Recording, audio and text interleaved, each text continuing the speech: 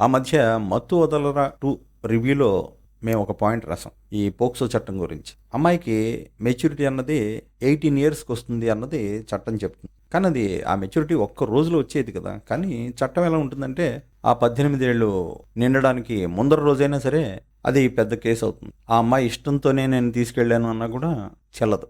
అదే 18 ఏళ్ళు నిండగానే ఇంకది కేసు కాదు. ఇందువల్ల ఈ మైనర్ అనే పాయింట్ని పట్టుకుని చాలామంది ఎక్స్‌ప్లాయిట్ చేస్తున్నారు.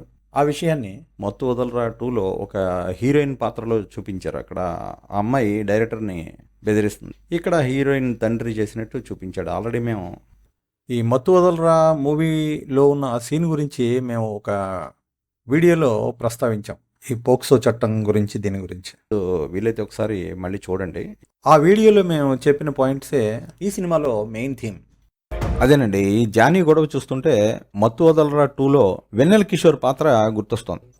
మీరు ఆ సినిమా చూడకపోతే ఇప్పుడు చూడండి. సినిమాలో వెన్నెల కిషోర్ది ఒక ప్రత్యేకమైన పాత్ర. అందులో ఆయన ఒక స్టార్ సెలబ్రిటీ. తన ఫ్యాన్స్ని ఒక సైన్యంలా భావిస్తుంటాడు. తనకి నచ్చని పనులు చేసే జనం మీదకి ఆ ఫ్యాన్స్నే ఆయుధంలా ప్రయోగిస్తూ ఉంటాడు. అఫ్కోర్స్ సెలబ్రిటీలు ఎప్పుడు పబ్లిక్లో మర్యాదగానే ఉండాలి కాబట్టి పైకి వద్దు వద్దు అంటూనే తన ఫ్యాన్స్ని జనం మీదకి రెచ్చగొట్టే పాత్ర అనమాట అది. అన్నట్టు ఆ పాత్రకి కొన్ని స్టార్ మేనరిజమ్స్ కూడా పెట్టారండి.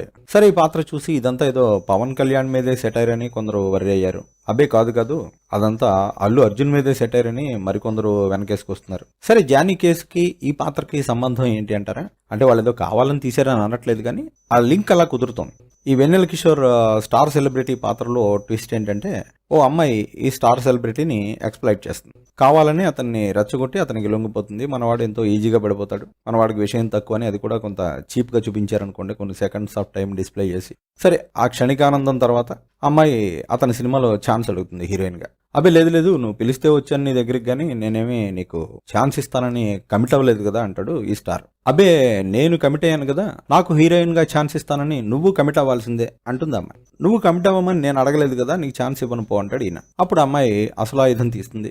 ఆయుధం అంటే ఏదో మన స్టార్ హీరోల కత్తి, గొడ్డలి అలాంటివి కదండి.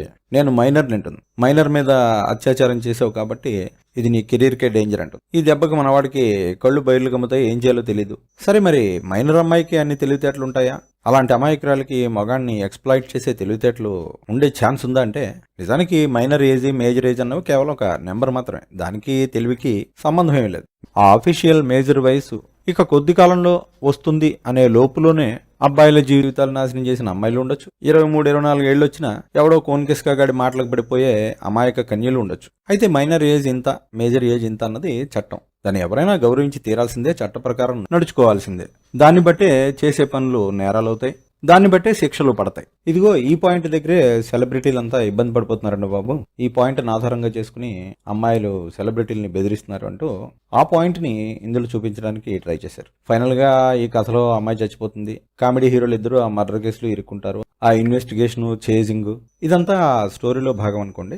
ఇంతకీ ఈ సినిమా చూశాక మాకు అనిపించింది ఏంటంటే, కాస్టింగ్ కౌచ్ లాంటి ఆరోపణలతో ఈ మధ్య సినిమా ఫీల్డ్ మసకబారిపోతుంది. కాబట్టి కాస్త ఫీల్డ్కి సపోర్ట్ ఇవ్వడానికే ఈ సీన్ పెట్టారేమో అనిపించింది. ఈ సీన్ ద్వారా వీళ్ళు ఏం చెప్పదలుచుకున్నారు అని అనిపించిందంటే, దుర్మార్గులనే వాళ్ళు సెలబ్రిటీల్లోనే లేరండి. అవకాశాల కోసం ఆడుతనాన్ని ఎరగబెట్టి సెలబ్రిటీల జీవితాల్ని నాశనం చేస్తున్న దుర్మార్గులైన అమ్మాయిలు కూడా ఈ సినిమా ఫీల్డ్లో ఉన్నారండి.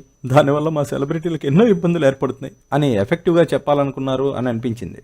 అర్పించాను, నాకు అవకాశం ఇస్తావా లేదా అని దాని ఒక బిజినెస్ డీల్ లాగా తీసుకొచ్చే అమ్మాయిలు కూడా ఇక్కడ ఉన్నారబ్బా. కాబట్టి తప్పు ఒక సైడే లేదు అనేది చెప్పాలన్నది ఈ క్రియేటర్స్ ప్రయత్నం.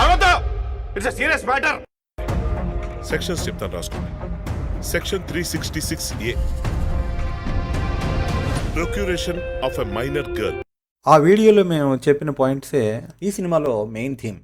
కాకపోతే అక్కడ పోక్సో చట్టాన్ని ఎక్స్‌ప్లాయిట్ చేసింది ఒక మైనర్ హీరోయిన్ అయితే, ఈ సినిమాలో పోక్సోని ఎక్స్‌ప్లాయిట్ చేసింది ఆ minor heroine caretaker guardian. అంతే తేడా.